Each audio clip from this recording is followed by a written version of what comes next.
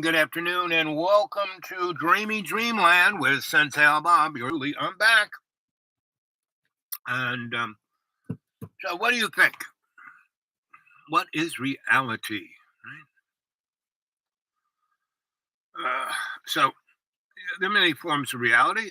Let's look at what is political reality. President Harris and former President Trump. Kamala Harris came in needing to rattle.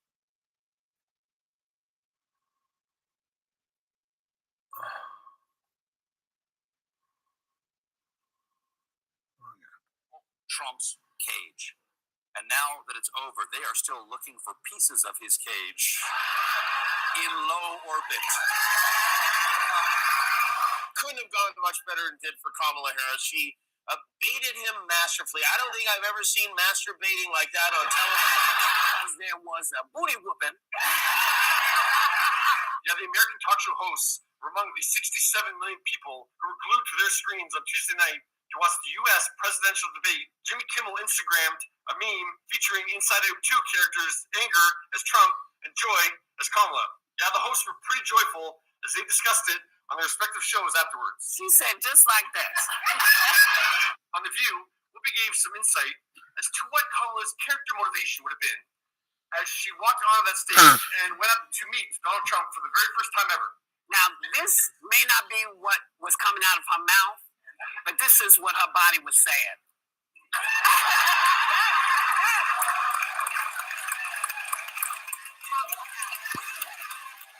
Kamala Harris, what's up, good debate? And then she said her name correctly. Yeah. Yes. And you notice he didn't say it at all. Thank you. No, because he knew. Because she said to him, if you got something to say, he put her face right there. Yeah. And he couldn't do it. I have talked with women around our country. You want to talk about this is what people wanted? Pregnant women who want to carry a pregnancy to term, suffering from a miscarriage, being denied care in an emergency room because the healthcare providers are afraid they might go to jail, and she's bleeding out in a car in the parking lot. She didn't want that. She crashed that. This is like Nick Offerman called the debate a good old-fashioned ass whooping. Respected world leaders. And this former president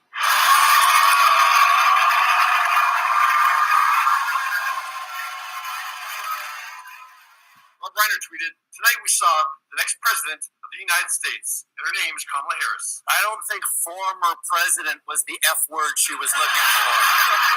Shirley Ralph had a lot of comments to make with Trump on Twitter throughout the debate, and also endorsed the Lincoln Project's montage of other suggestions that Kamala could have put in there. Scumbag, face, dickhead, tall, half-witted moron, no good, rotten, far-flushing, brainless, dickless, hopeless, heartless, fat-ass, bug-eyed, dirt-eating piece of slime. Sad, strange little man. Insecure, junkyard mother. Former president, and then showing them in a different light. So she can't talk about that. He was so nonsensical that she looked at him the way a parent looks at a kid giving a presentation on why they should be allowed to get a pet tiger. Yeah, Elizabeth didn't waste any about damn time to turn it into a meme for Instagram, simply captioning the post, same. Afterward, Trump asked how he did with his undecided voters, and his staff said, well, they're not undecided anymore. And Trump, the reality is that all on his own. In Springfield, they're eating the dogs, the people that came in. They're eating the cats. They're eating. Maybe the reason he lost the debate is because he was the only candidate who claimed foreigners are getting meals delivered by Petco in Ohio. Stephen King tweeted, Trump sounds barking mad. They're eating the pets of the people that live there. Let's call it time of crazy 9:31 p.m. Can we write that down on something, please? Flavor Flav advised, Pet Shop Boys better stay inside and lock the doors. You too, Snoop Dogg and Pitbull. The people on television said my dog was taken and used for food. Yeah, everyone thought Harris seemed really prepared, while Trump was like, my homework was eaten by a dog that was eaten by people in Ohio. But the people on television saying their dog was eaten by the people that went there. Again, the Springfield city manager says there's no evidence of that. Vice President find Harris, out. I'll let you respond to the rest of what you've heard. Talk about extreme. Mark Hamill wrote, Jim, we're a failing third world nation. We're headed for World War III. They're killing babies after they're born. Asian migrants are eating your pets. Couldn't think of anything you'd do differently on January 6th? Hashtag angry, defensive, and weird. Her, presidential. Hashtag we're not going back. Tonight she Ah, yes. saw someone that has empathy.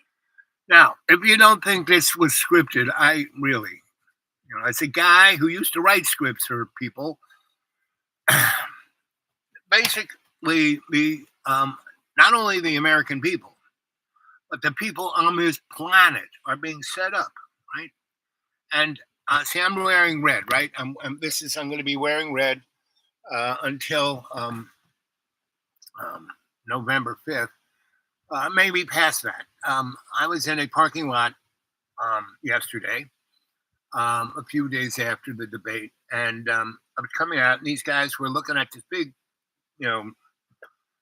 fancy pickup truck. That's hood is came up to here on me, meaning who's ever driving that truck, not going to see any pedestrians, going to run them over, not even know they ran over them, right? And all the new, it doesn't matter, Chevy, Ford, Chrysler, whatever, they're all almost 6 foot up the top of the hood, and the guy who's sitting in the cab can't see anything in front of him. So if he's going through a school zone, he could easily mow down about 20 kids, and so as my friend Richard Cranium would say. And so that's what's going on here, meaning we are being set up, right? So those guys in the parking lot who were looking at this, that car probably cost $110,000, right? It's a, 2023 or 4. And I said, so boys, what do you think of that car? And they looked at it, and I said, and they, well, it's, and before they said, then you have to do, it's, I said, you know what that is? That's called slavery, because nobody who buys that car can afford it. They just got a loan. And so that means everything in their life is on the line. I own nothing, right? Nothing. And so, I got some stuff, but I don't own anything, right? I don't spend money I don't have. I live like a millionaire on $400 a month, right?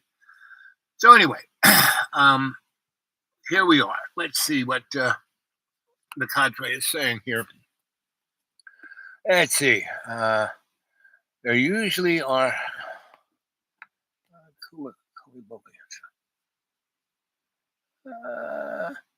There we are.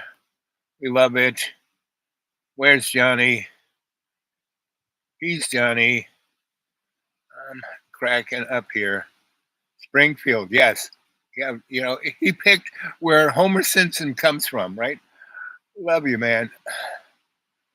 But again, that whole scene, that wasn't reality.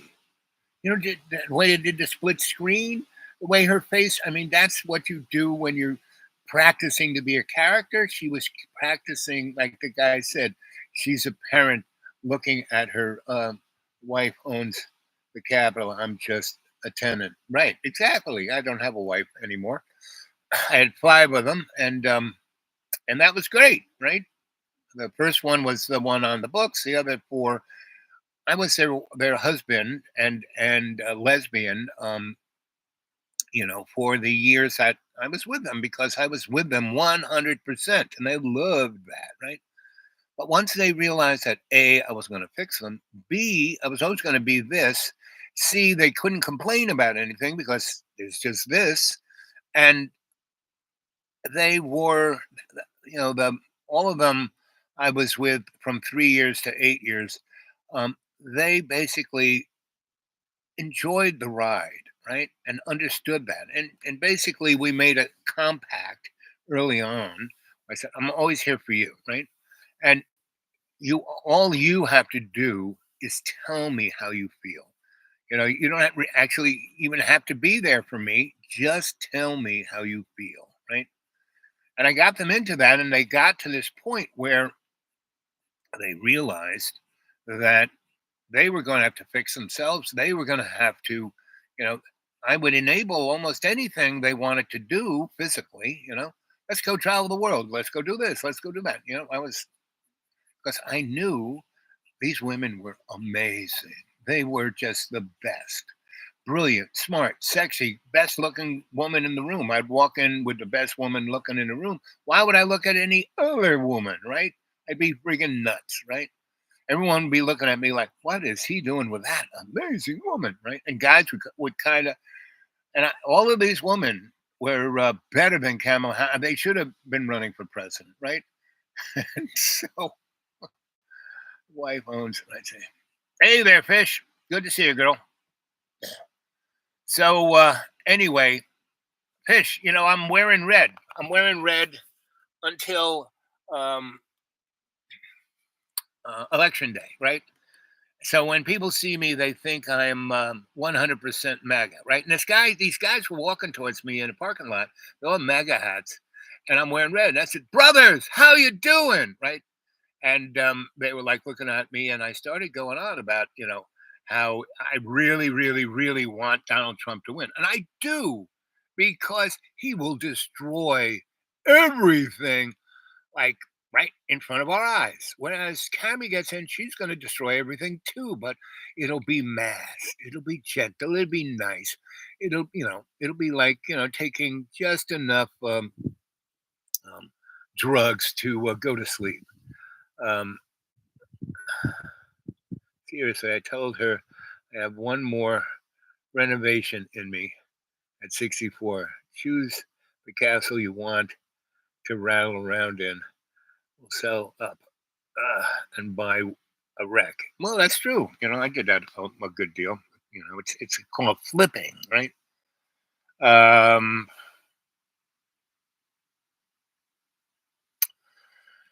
So because you read 2025, and there's an A and a B plan, right? Meaning the A is the one that they publish so people could read it. So when they start doing this shit, people will go, well, yeah. I mean, he's going to get rid of the education department. Well, I mean, everything he's going to do is going to be, meaning the education department should be called the propaganda department, right? But what it'll do, it'll get rid of any kind of pretend that we're trying to educate our people. Basically, we're just going to like cut them adrift, right? And all that money is going to the rich people's pockets, so the rich people can go to private schools. Well, it's just exactly what happened when Brown came down, right, in the 50s, right? What did Virginia do? You know what Virginia did? The state of Virginia closed all of its schools. The state said, we're going out of education, just like Donald Trump's going to do. We're going out of the education business. All those public schools closed, right? Then all the public schools in all the cities, like Richmond and all, you name it, Blacksburg, you name it, were sold to private entities to have private schools for only white people, and not poor white people. In whatchamacallit, Roanoke, right? They closed all the schools. So everybody, black and white, had no public schools.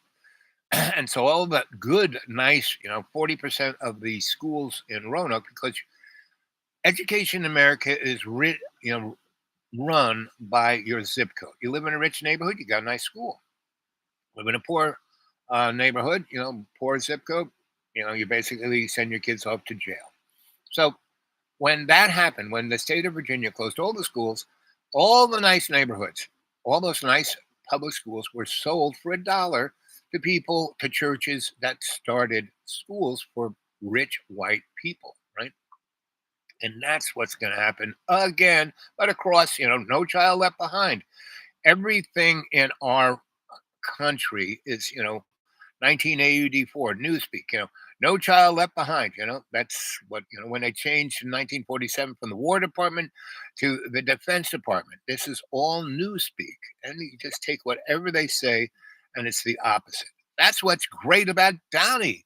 He lies so much, he tells the truth. I love the guy, and he is going to, you think, and it's going to happen like a snap of a whip. They're going to set up, we're going to have our own Gaza Strip, right? It won't be, 6 miles long and 2 miles wide. It's going to be 700 miles long and about 40 miles wide. It's going to be along our southern border with Mexico. And 20 miles on either side. 20 miles will be in Mexico, and the other 20 will be in the United States. And it'll be called the NAFTA zone, or whatever they call it now, right? And there'll be one up there on the west coast of Canada, right? And basically, Canada, United States, and Mexico will declare that they are one country, and they're going to have martial law, and they're going to get rid of all the criminals, all 20 million illegal whatevers, and put them in those strips, right? And they will be, there'll be, FEMA trailers, that everyone will live in.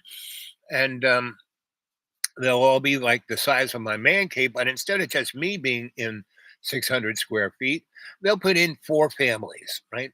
And they'll stack them on, they'll like weld them on top of each other, right? And everyone will work in a factory.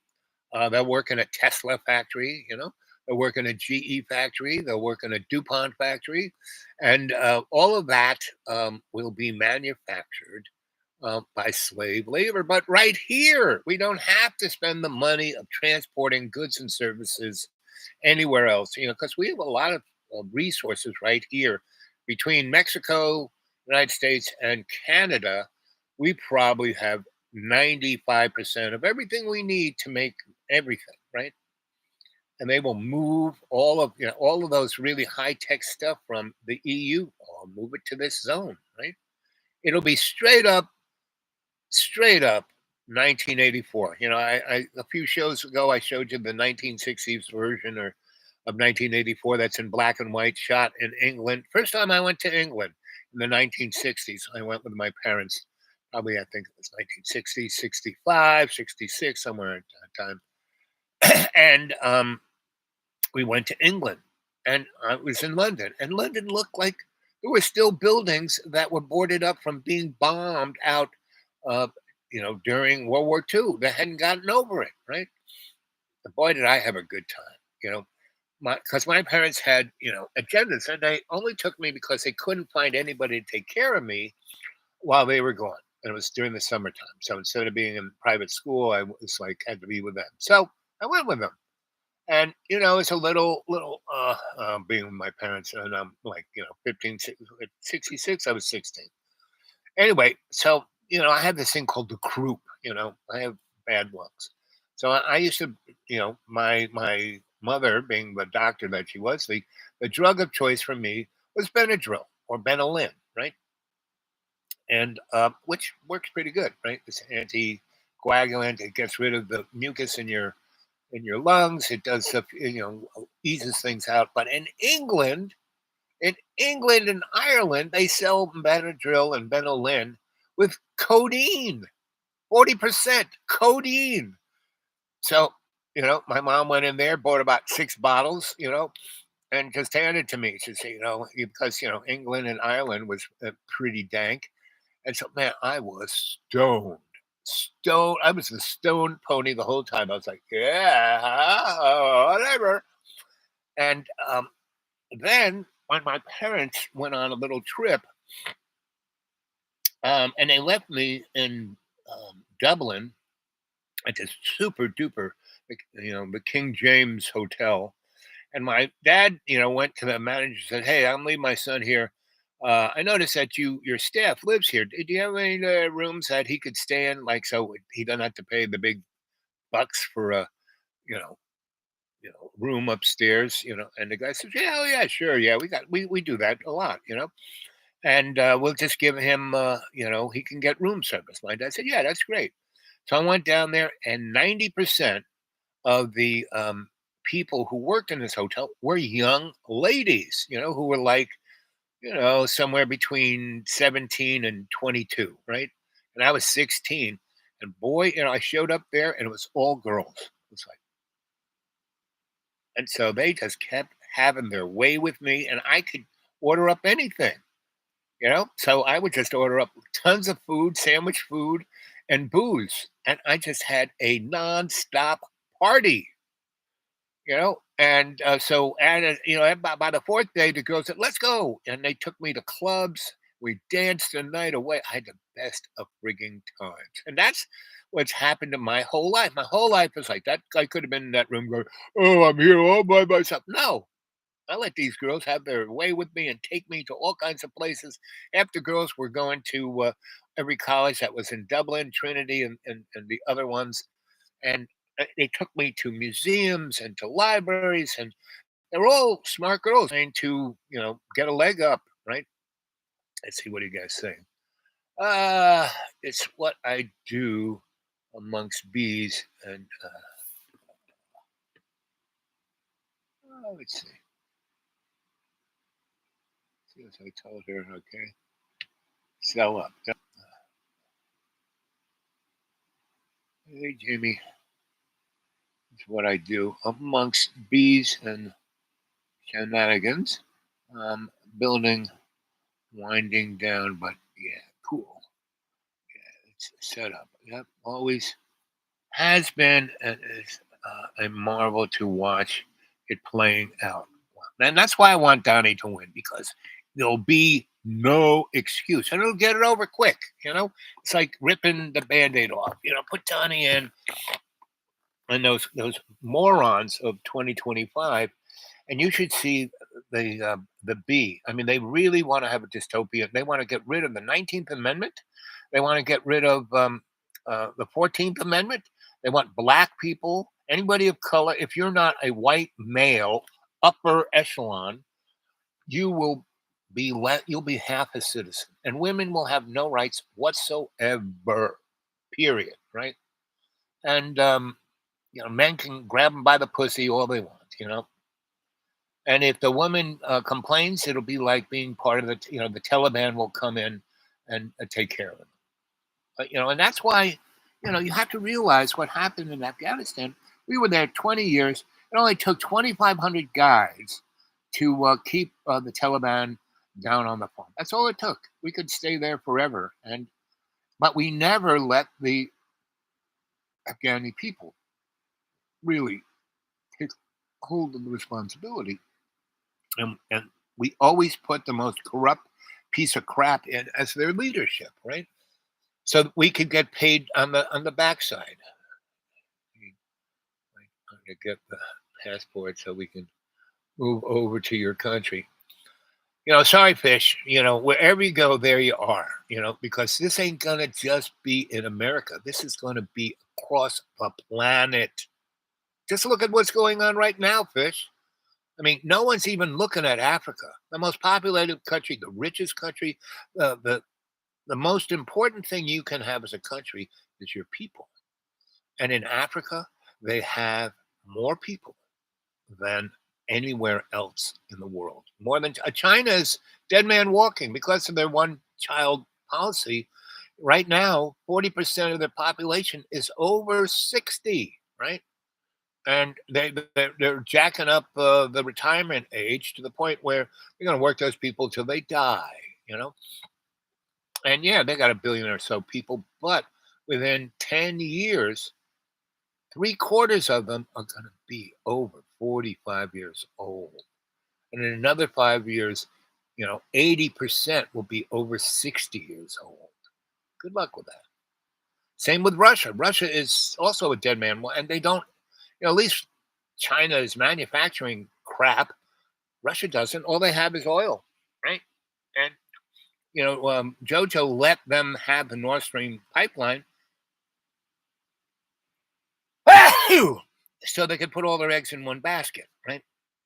And one of the major reasons why the war between Ukraine and Russia was done, because Germany and Russia we're getting a bit too chummy, right?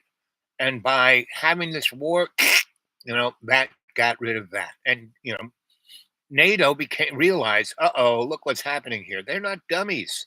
They realize that they've already set themselves up as a entity, meaning there is the South, and then there's the East, and there's the West, right? West is pretty much England, Canada, the United States, and Mexico, right? So the EU is like basically the North, right? And so there will be a hemispheric power.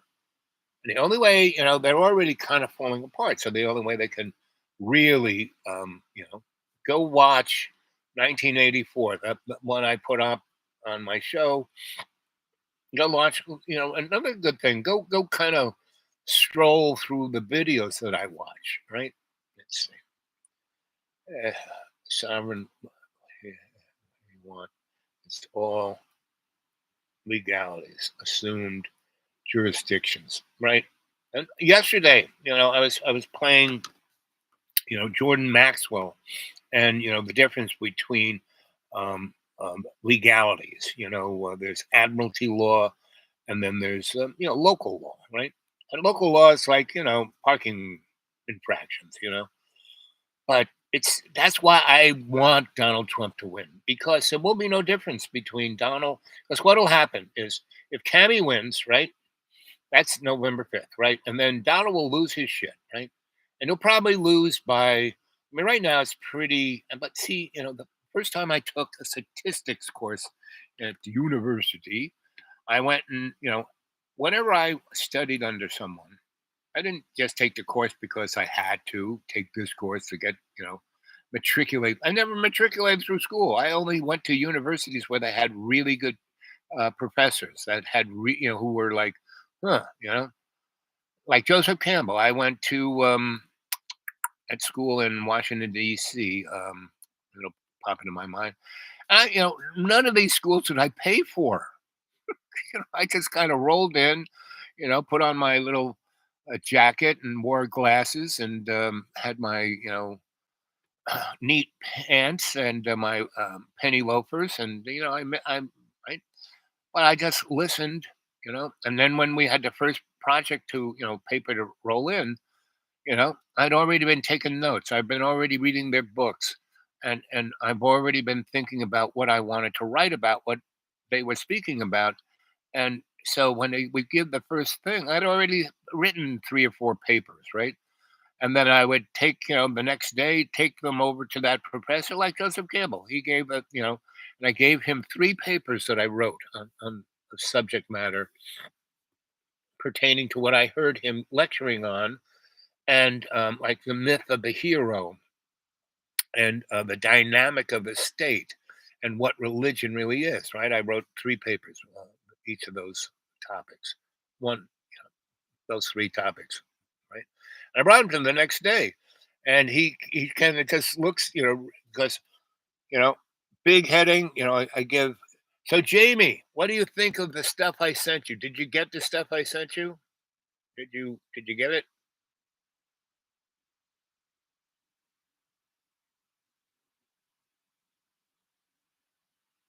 Assumed jurisdiction, right?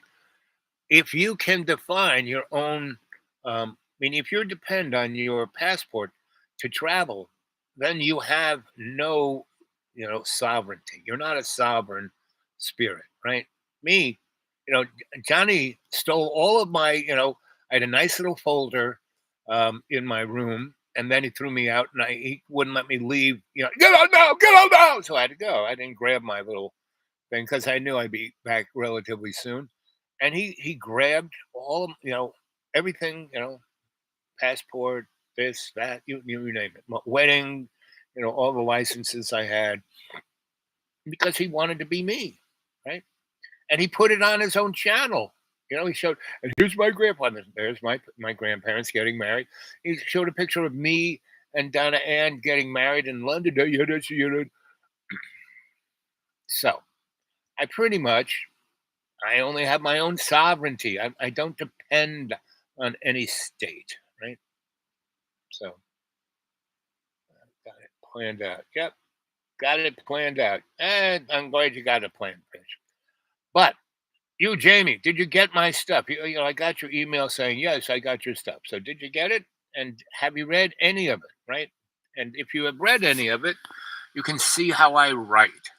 And if you can see that, you can see by the first page, I kind of lay it out what I'm going to talk about and how I'm going to talk about it, right?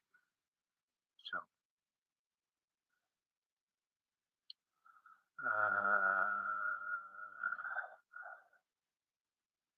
cash helps, but really it doesn't, because I've been in places where, a good example is India. About 10 years ago, Modi, when he first got in, he, basically said, you didn't get it? He said you got it. I got an email from you saying that you got it. Where's my phone? Oh, here it is. Huh. Huh.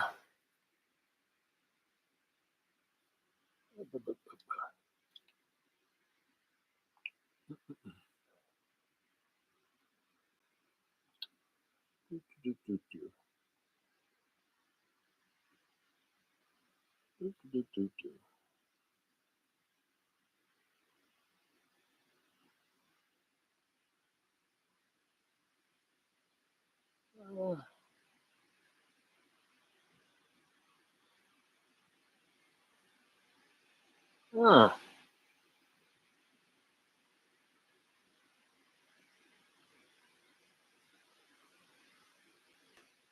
Huh. Oh well.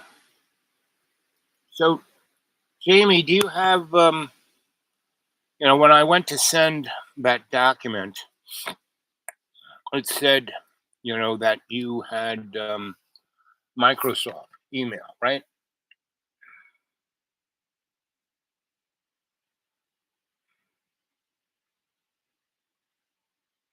Hmm.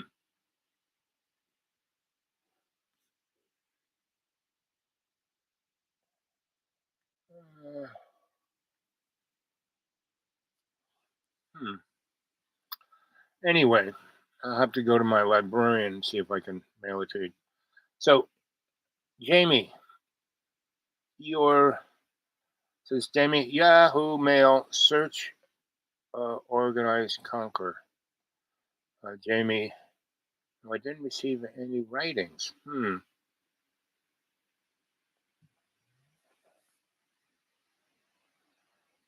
Uh, so what is? Let's see. Boop, boop, boop.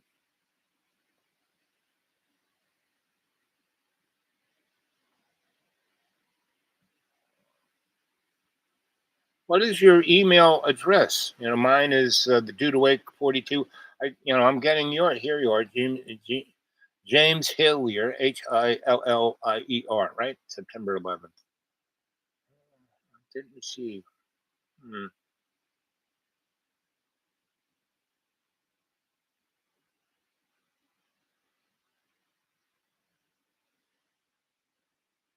Hmm.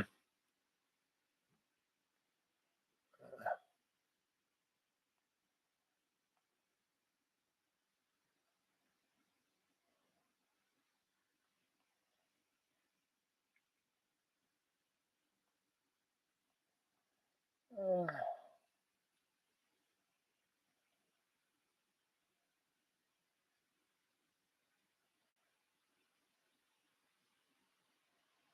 huh.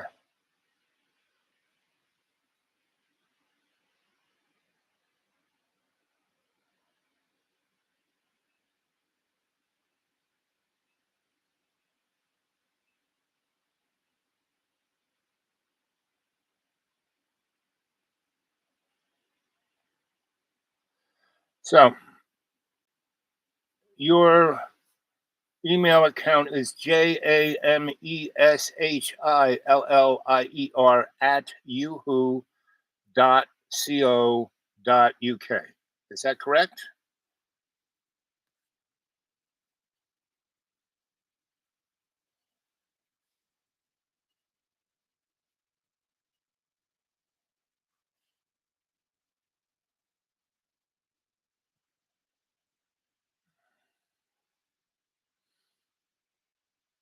see. Apply to James Haley, okay. To dude. Yep, that's me. September 13, standard.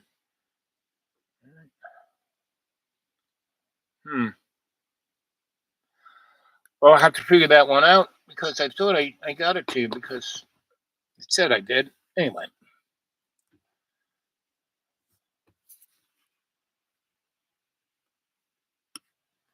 So I have no idea how this shit works, so I do my best. Anyway, so it's just going to get weirder and weirder, and it's just going to get so much fun. So this is what's going to happen.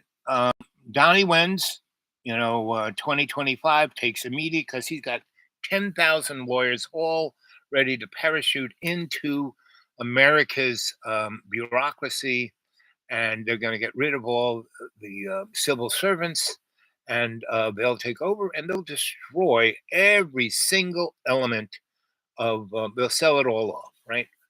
And we will live in a fiefdom, right?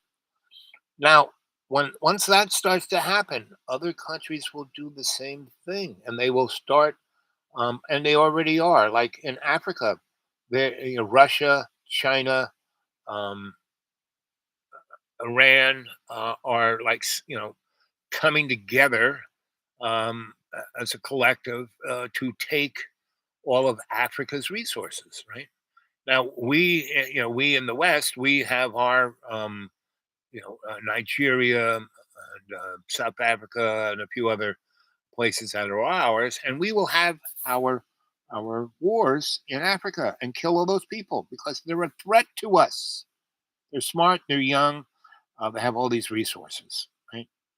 And so and Sierra Leone is just the template of what we're going to see, right? So, so Donnie wins. A fish before soon as Donnie says yes, I do, he's going to be that dictator for that one day. But keep going. One of the things he's going to do is every gay LGBTQSTMOUSE person is going to go to that nice little summer camp of the gulag that's across our southern border. That means you, fish. You're not getting out of here. And like I said, back when Modi of India became prime minister, he was already a fascist, and he was there maybe a year or so, and he basically went on TV on Friday night and said, okay, everybody in India, all billion of you people, everyone who has their money in your mattress, that's too bad, because as of, let's see, it's 7:30 right now, Friday afternoon, all the banks are closed, all the government offices closed. Well, in the next 40 minutes, all of the money, everything above a $10 bill won't work, right? And unless you have your money in the bank, see, God is right over here talking to you. See, God? It's a little flash there.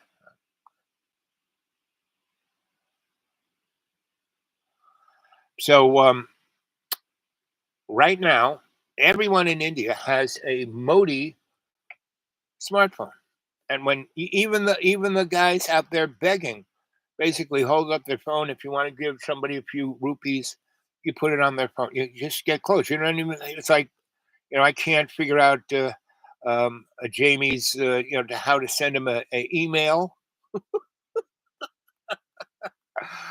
Well, this thing will just right straight to it. And it's really quite interesting because my writing, I've been writing a lot, and it does get to some people, but not everyone, right? If you have Gmail, it goes straight to you.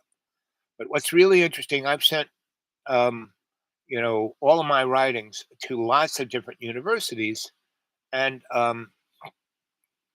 like Yale, I sent. They have a nice religious department there, right? And so I sent it to them, and they were like, this one guy said, "Wow, everyone's scared to accept your email. So I just wanted to tell you that it is bouncing around here, but no one's saying anything about it.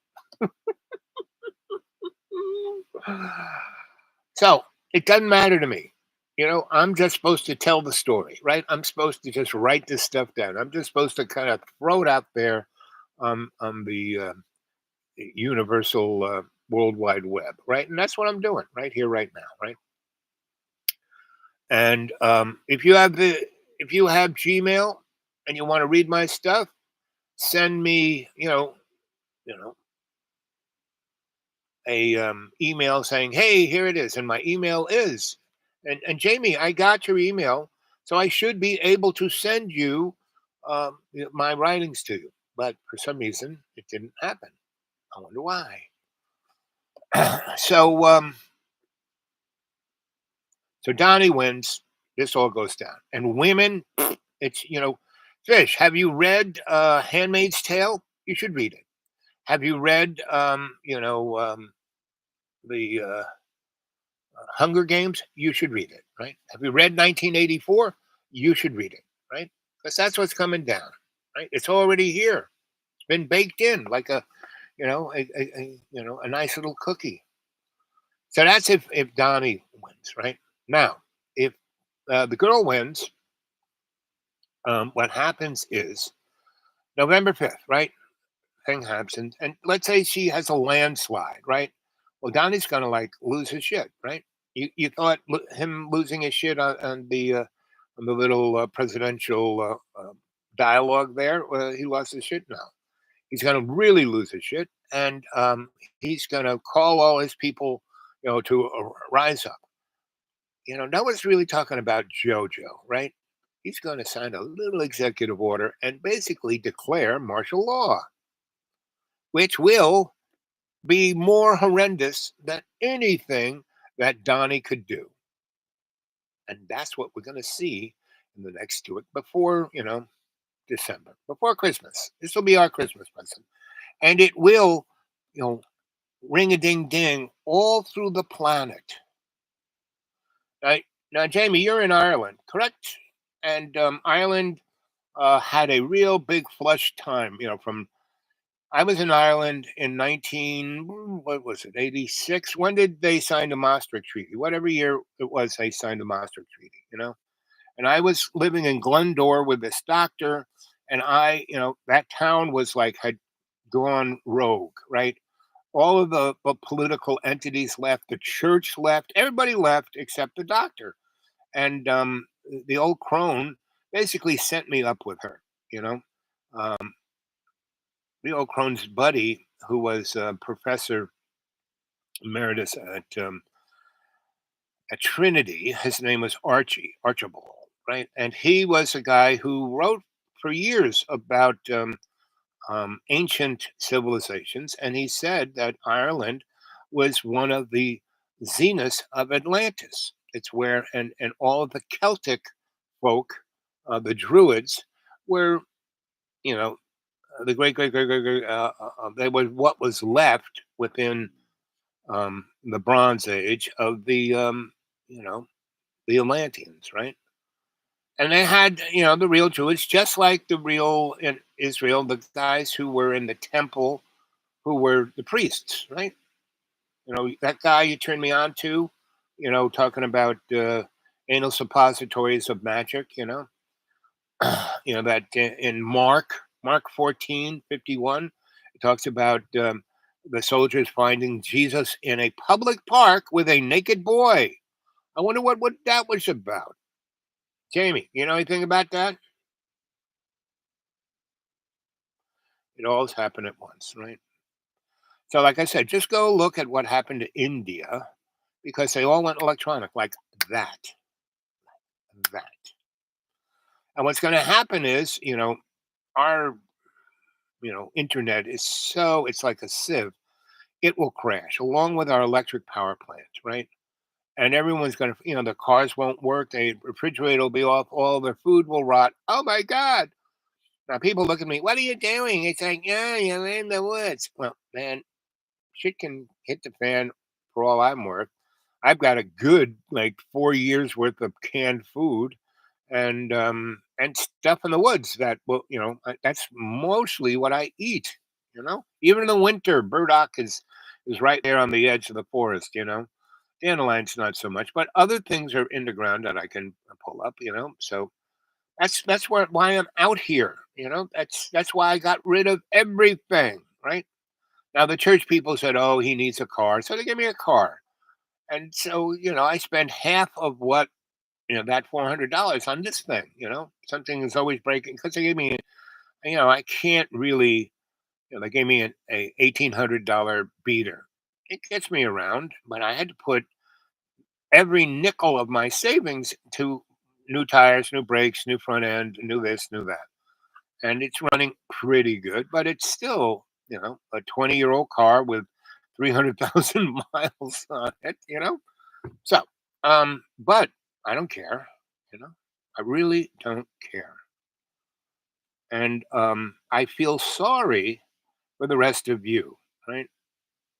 I've been talking about this now 7 years, right? And the Jamie and a few other people are, really, really, you know. So Jamie, that email address, your name spelled out in small letters, that's you, right? Center in India, center. Yep. Wow. Yep. So here we are, three of us, three thumbs up. Yes, thank you very much. Get more people to watch this. I got 7 years of shows that are all there. They haven't really gotten rid of anything. Everyone can go see what Sensei Bob has to say. Um, hey there, Jane. Okay, so I'm gonna try hard. Jane, did you ever get any of the stuff I wrote? Has anyone out there read any of the stuff I've written? Did you get any of my emails? Yes, Jane, I did. Yep. Send me another one because I get so much spam. Use them. UESM. What's that mean? Yes. Whatever that means. Is that like a southern version of yes? Yes, ma'am. Anybody ever says, "You know what I mean, man? You know what I mean?" Do you have anyone in your life who says the same thing? I've many friends who say the same thing. Now I say, things like, and so, because I tell these stories and I have so many tangents that whenever you hear me saying, and so, I'm like bringing everything around, right? But my friend Richard Cranium, um, which I just called Dick, he basically always tries to poke fun at me by going, and so, right?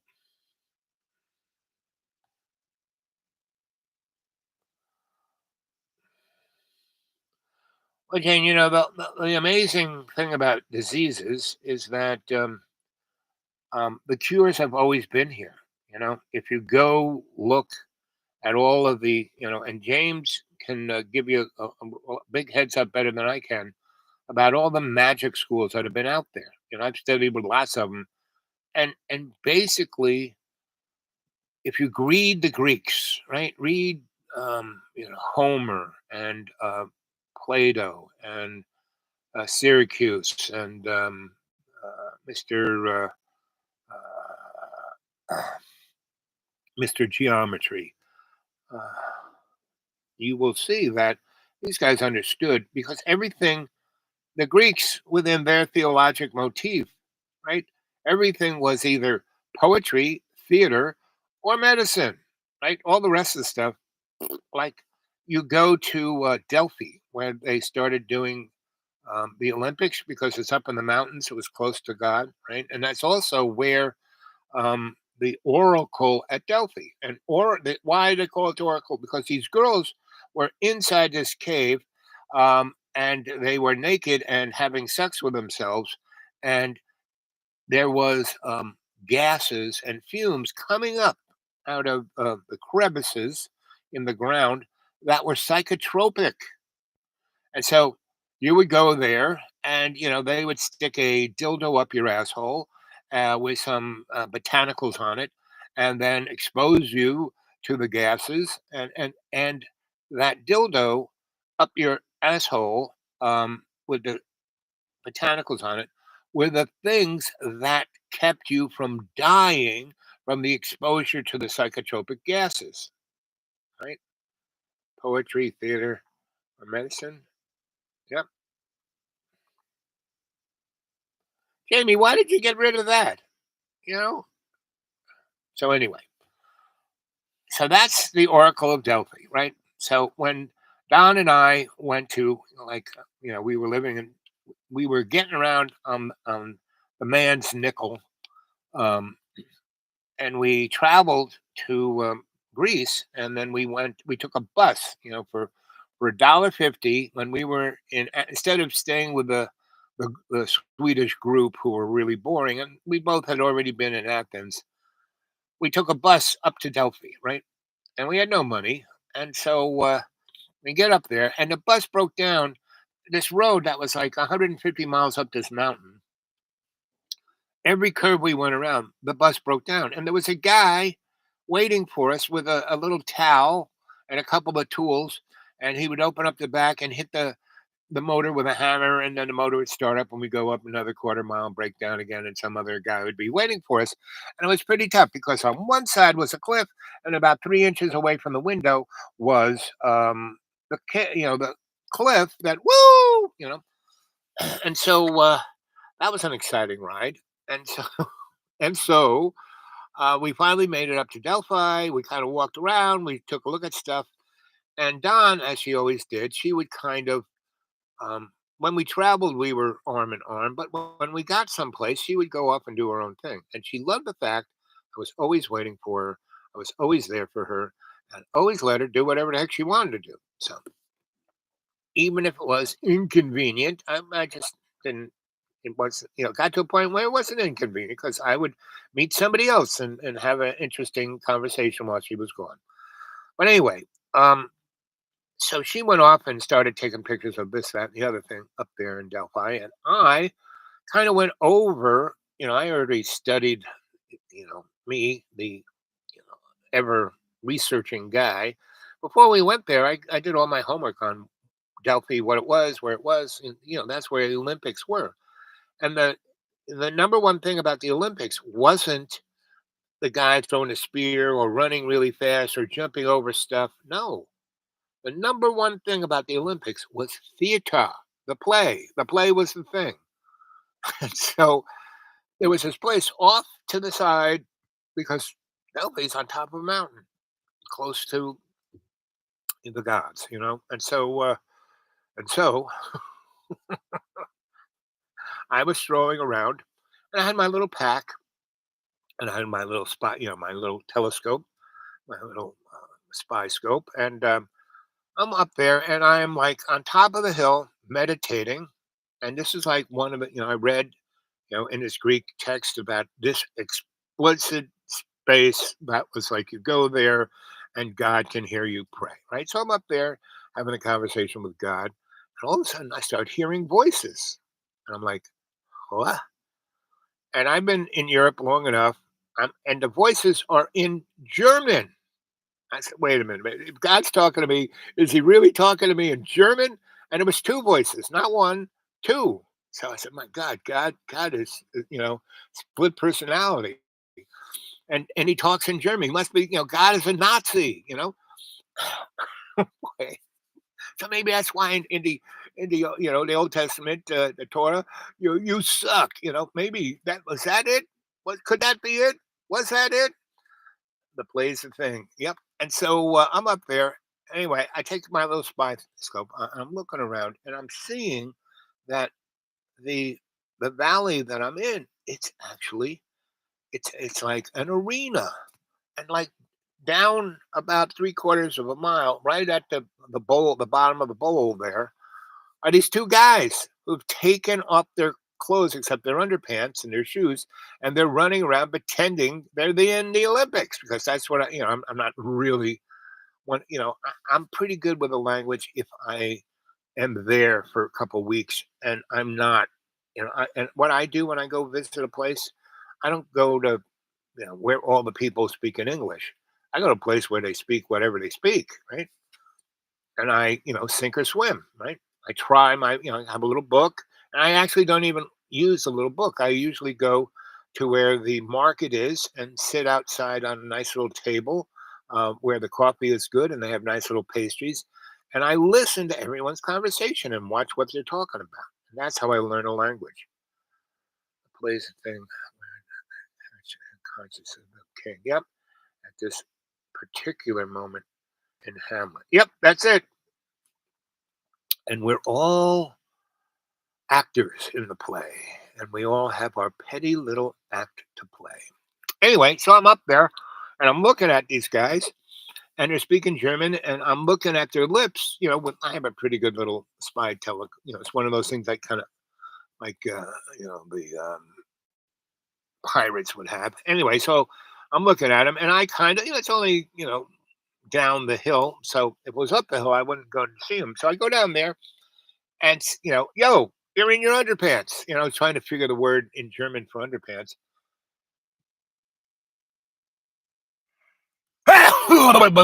But I kind of get out. I said, "You're pretending you're in the Olympics, aren't you?"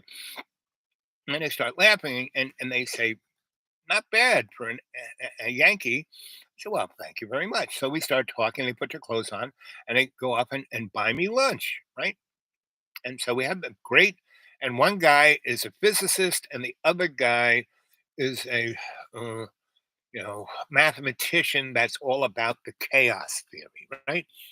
And so we're there at this really nice place, and we're having a nice lunch, and we're drinking wine and eating, baklava and just having a great old time talking about chaos theory. And this guy is really great because he's talking about um, what chaos theory, because this is in the 70s. So chaos theory is not it's an ancient thing. That's what he is talking about. That's why these two guys are in Greece, because they are studying what the ancient Greeks knew about chaos theory and multi dimensions. This is like 1970 something, right?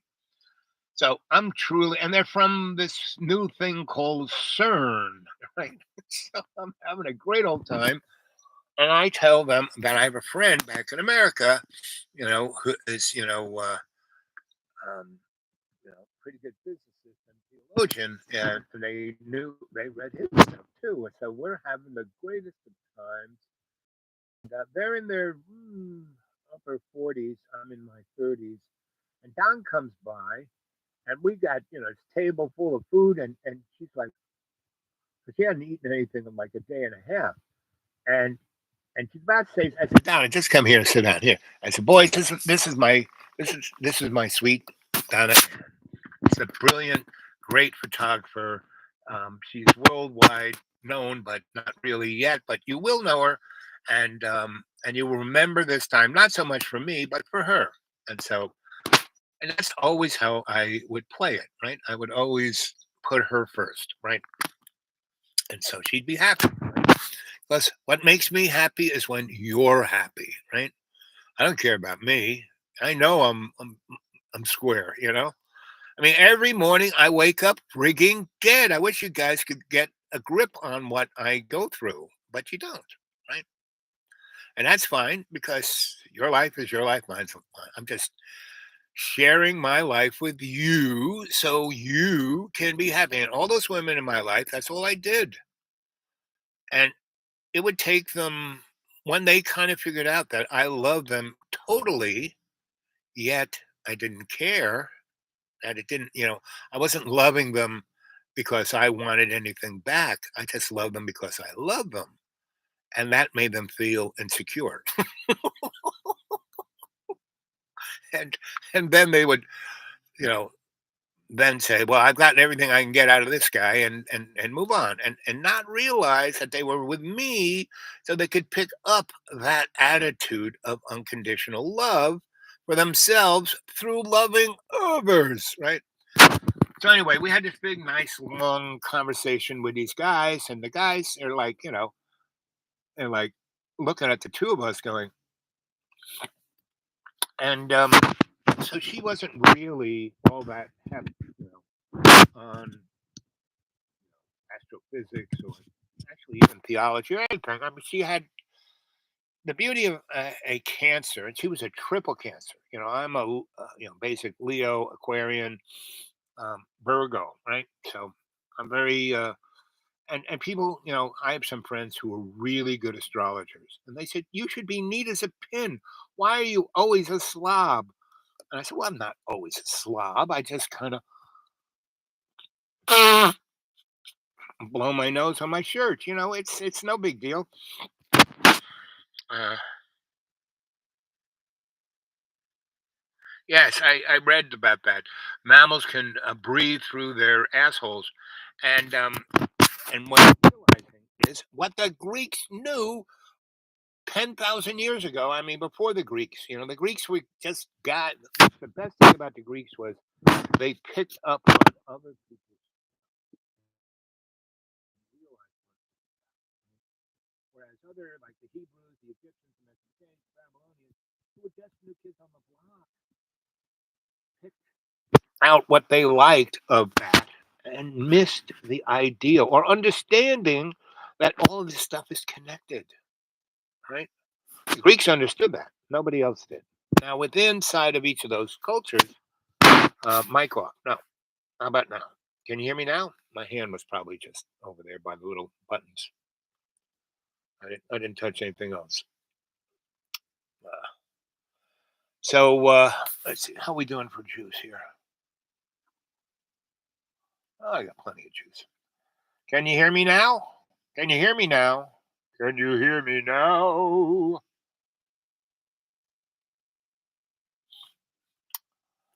Anyway,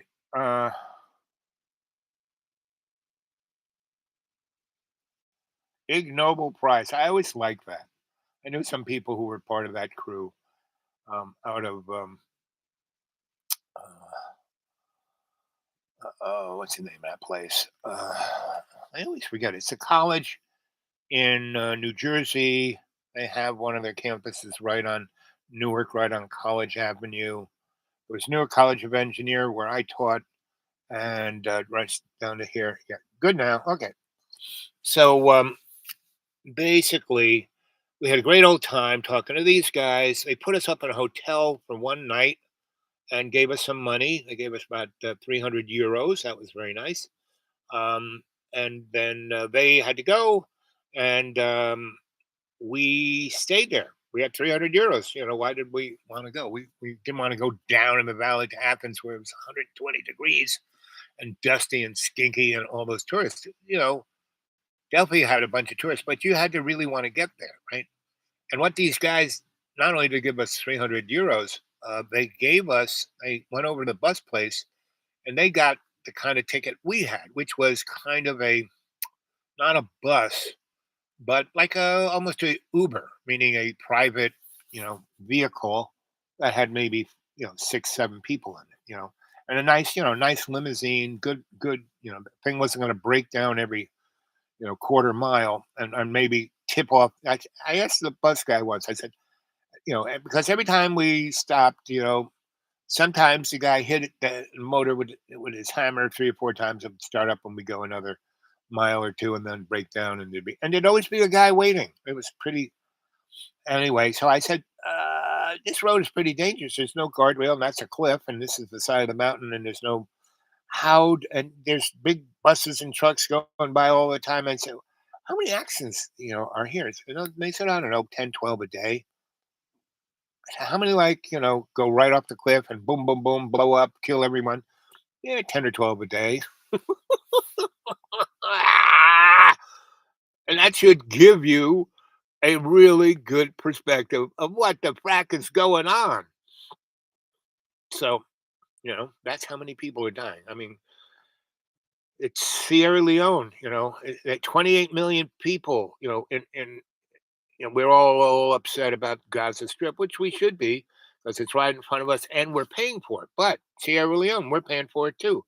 That little bit of, I did a show maybe an hour before this one, And all I really did was play Democracy Now! About the 15 minutes of their going on about Sierra, because no one's talking about Sierra Leone. They have lost, in the Gaza Strip, 40,000. It's probably maybe a lot more than 40,000. There's probably 90,000 have died. There's probably about 200,000 that have been mortally, wounded to the point that their lives are over. That they really won't be able to walk. They'll have to piss out a bag glued to the side, and they won't have any real medical anything. So they'll die sooner rather than later of an infection or this or that, right? And what's really going to happen in the Gaza Strip, it hasn't even, the worst of the worst hasn't really happened yet, because what's going to happen is they, they gave a couple of snorts to 160,000 kids for polio, right? Well, to take that medicine up your nose, right? Bottom line is you don't get two exposures to that. You got to get about 5, and that's if you're living, in a really nice bourgeois house and you're eating 3 squares a day and you're healthy and you're in good shape. Other than you could get polio. Um, so here these people are on the edge of starving to death. No, you're going to have to get maybe 10 exposures to that snort up their nose, right?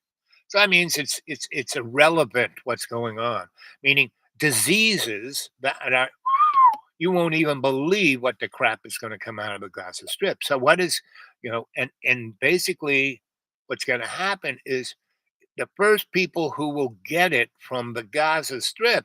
Well, who else is in the Gaza Strip? But all the Jews, all the Israeli Defense Force. Well, they should be called the Israeli Offensive Force. But all those guys in their tanks and raping and pillaging and whatever they're doing. I'm not there, so I can't really say.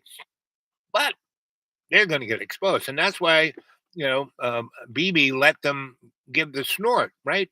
And so because he doesn't want his community to get infected, and his community is a super orthodox neo, you know, you know, who invented the term from the river to the sea was a Zionist, Mr. Rothschild. And Mr. Rothschild, he didn't care about the Hebrews. He wants them dead. He was one of the guys who got him in the camps in the first place. So, wow, you guys. So, and it's all there. Don't believe a word I say. I am just your griot here to tell you a story to amuse, right? So these guys are going to get some serious diseases. Once, what the heck is that? And it's going. I mean, Israel is already infected. It's already a done deal. It's going to be like that scene out of Stephen King's, you know, um, when they had that basketball player in the TV series of it. Let's see, what do they call that show? you know, bring out your dead. Bring out your dead. Yes, right. And pretty much the whole world died except for a handful of people who just, throw the, because of chaos theory, they didn't get it, right? You know.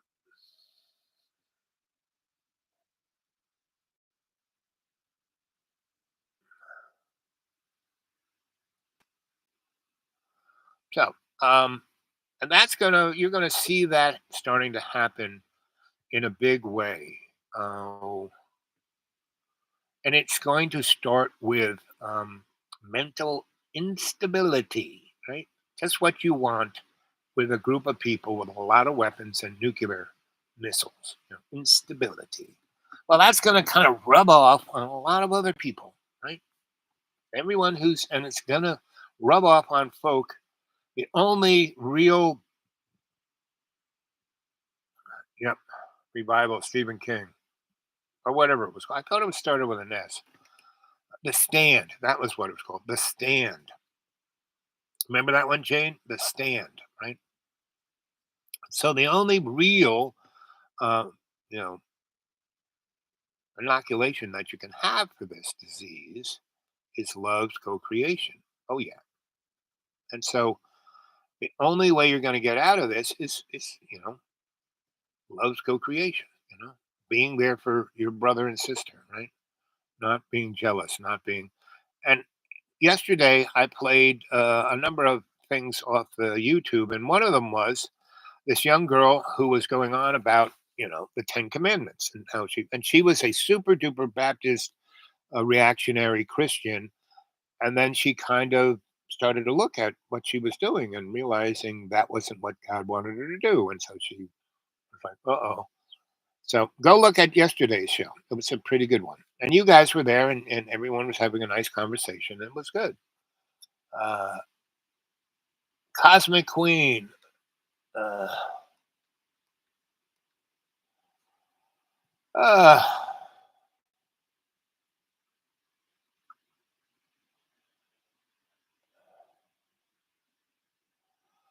yep. Way to reshape the fabric of life, and that's called unconditional love. Yep. So, so, and so, what will BB do? He will nuke everyone. He will nuke the Gaza. He will nuke, up there where Hezbollah is. He will nuke, um, you know, Iran, and he'll nuke. He'll nuke everybody. He'll nuke all those, Saudi Arabia. He'll nuke because he's nuts. He's already nuts, right? And it's gonna happen really fast, right? And then, the bottom line is between, Putin and Ukraine. Again, that is a scripted, war of the two Vlads, right? But those boys have been exposed to this virus, and so now the Ukrainians are going to start shooting off those ATACMS, which we should have let them do, a year ago. And this thing would have been over, and they're not going to go after the general public like Vlad has with Ukraine. The Ukrainians are not going to be very forgiving of Vlad and the Russians. It's going to take at least 3 generations. And that's why Russia ain't going to be around too much longer, right? And so Vlad will, he will lose pretty much every air base, every warehouse, every railroad, thing carrying supplies to the Ukraine. He will lose that. And he will lose it relatively soon, before the election, right? And cray, these guys, glad someone in control. And the only person in control is God's unconditional love. And it's not the God that everyone talks about. That's for sure. It's a gas. Yep, exactly. Now I've seen, as a photojournalist, I've seen war. And that's why I got into Magnum. People were like, wow, your photos are amazing. Only because I didn't, when I take a picture, I don't stand in between the image. I just document, right? That's why I'm a psychosocial cultural forensic anthropologist, right? I don't put my prejudice in there. Because then I want my photo to be representative. Anyway, long story short, Lisette Modell, Cartier Santos guys were going, boy, you're great. You need to be part of our crew. That was the only time when someone said you need to be part of our crew. I said, yeah, I'll join, because it was a fun crew. We would go to Lisette's. She had an amazing apartment on Fifth Avenue, and we would have what do you call it? Everyone would show up with 10 prints, 11 by 14, right?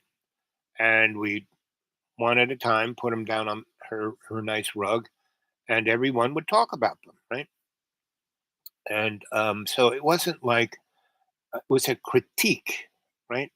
And she called it a salon, right? And so, and you want to listen to these guys.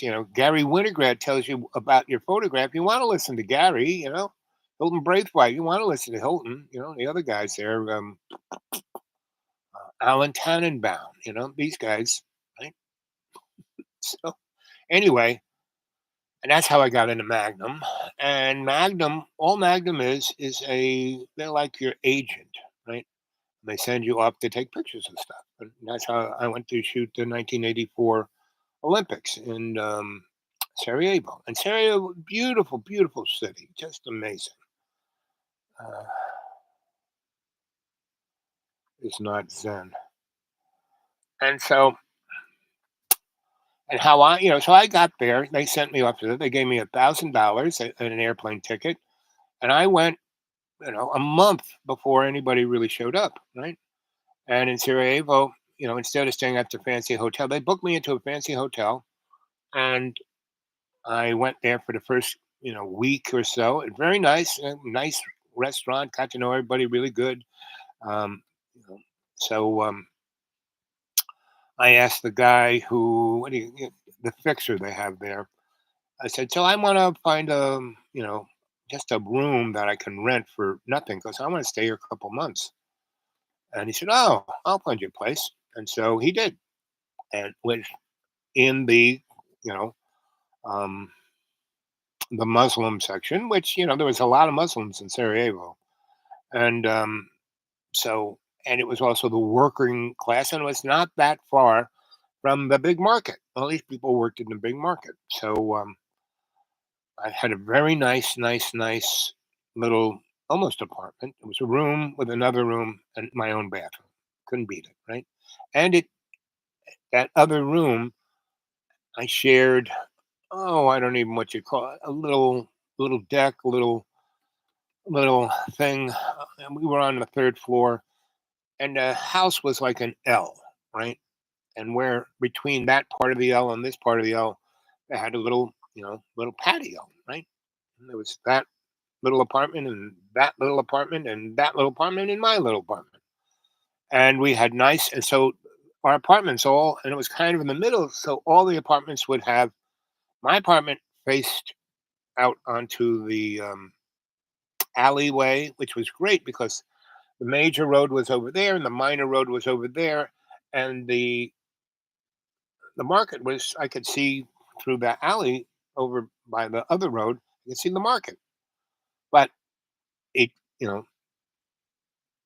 that was not my little patio. That was my exterior wall that I saw that. And that just was a window, right? It had a little bay window. I could see, look like this.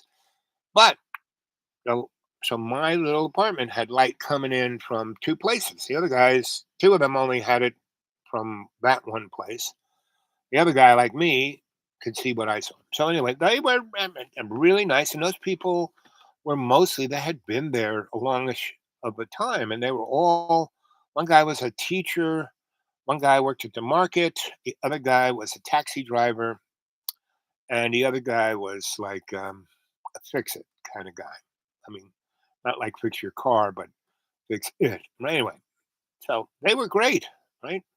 And I would go out and about with them because they all had different little communities, and I'd photograph everyone, right? And I found a really nice photo shop that could buy film, and they would produce. They would develop my negatives, put them in a sheet, do a contact print of it, and they would print a nice 8x10 of, I said, print this one, from the contact sheet. They would for nothing. I mean, not nothing, like $1.50 a print. You couldn't beat that. So I was like, and if I got the same print, like one print, like a really good print, $1.50. 5 of the same thing, not perfect, but good. And by the 6th one, that was a really good one.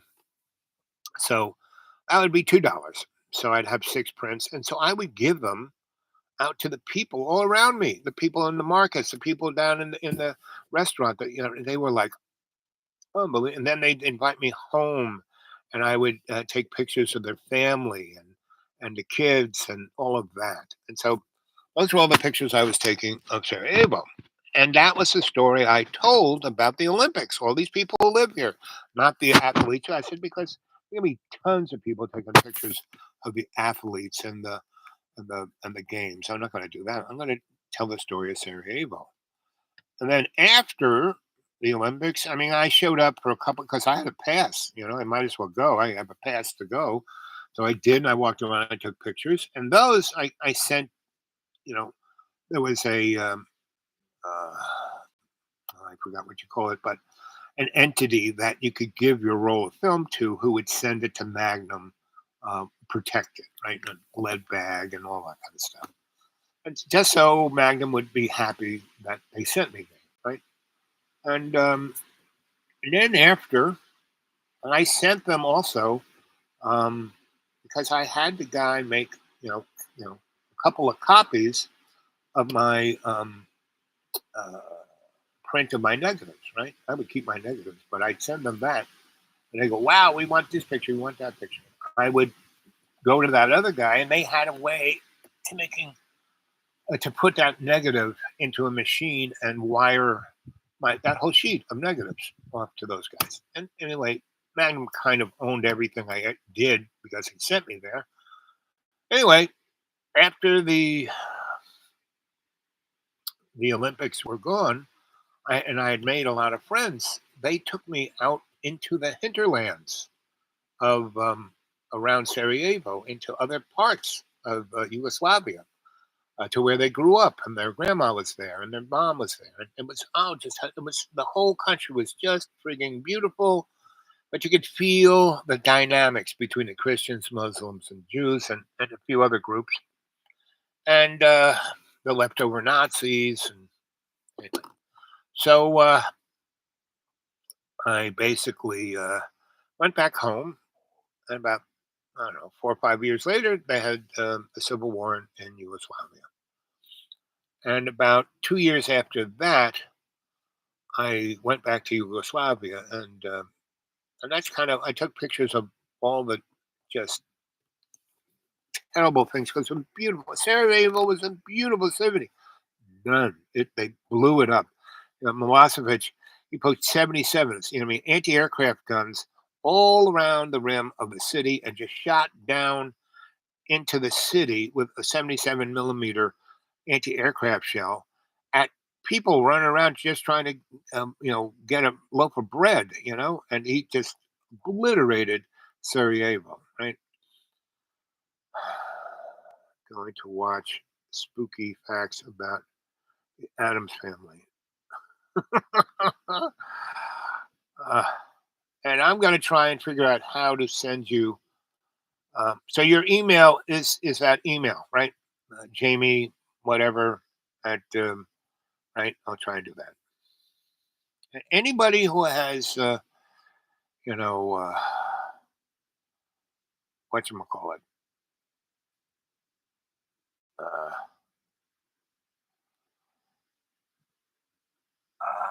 Gmail, and wants to read my stuff, because that's easy. I can just hit that in Gmail and it goes straight to you. But when I have to go through other things like, other things like micro penis email.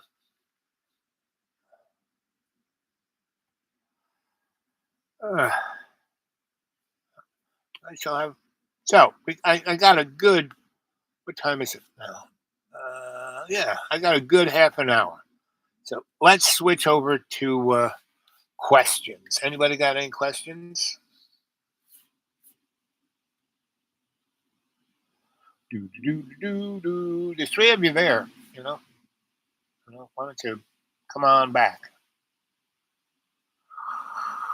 Go watch some of my other shows. There's a ton of stuff on them that you can make notes on and then come and ask me questions, right? For tomorrow's show.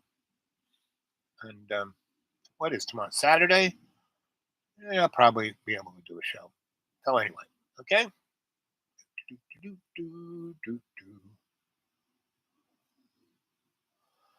Okay, Jamie, I'm going to leave right now, kids, and I'm going to try and figure out how to send Jamie an email with my documents on it.